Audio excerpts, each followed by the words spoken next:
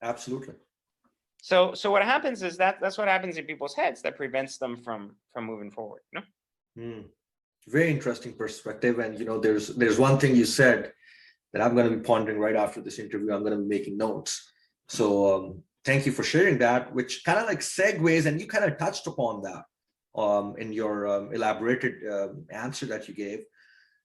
You've seen a lot of people. I mean, you were in the finance industry, you were in banking before, right? From what I've read in your books, you were in banking industry, you're in finance.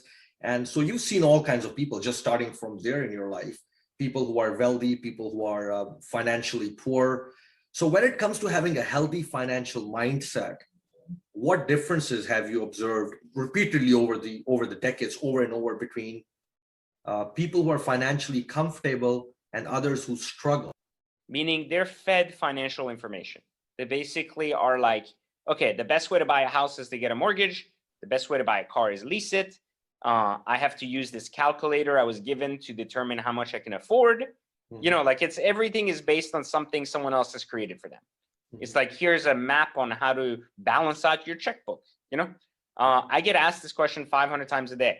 How much of a car payment of my income should be my car payment? I mean, think about how dumb someone has to be that they're asking a complete stranger, how much of my money do you think, that don't know nothing about me, my money, my spending, or anything, I should allocate to buying a car I really want? I mean, like, this level of stupidity, of putting your entire life and your understanding of your financial wellness in the tools in the hands of others, is ignorance at this high state. Super wealthy people or dealerships buy cars. How do they think about their cars? Are they looking at them as investments? I mean, they're switching Lamborghinis every day. Where's that money come? Like, meaning, how does it flow? How does it make sense? People who are financially savvy, everyone's telling me cars are depreciating assets and they're losing money in their liabilities. But these guys that are the smartest and the richest, they're buying them left and right. So what do they know that I don't know? What is it that they are doing that I don't understand?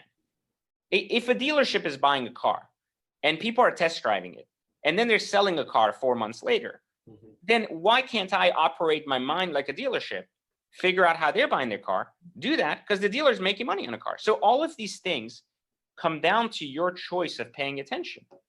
Because remember, like, growth and consciousness is a choice, and you have to choose to undertake these practices, meaning you have to start understanding how things work.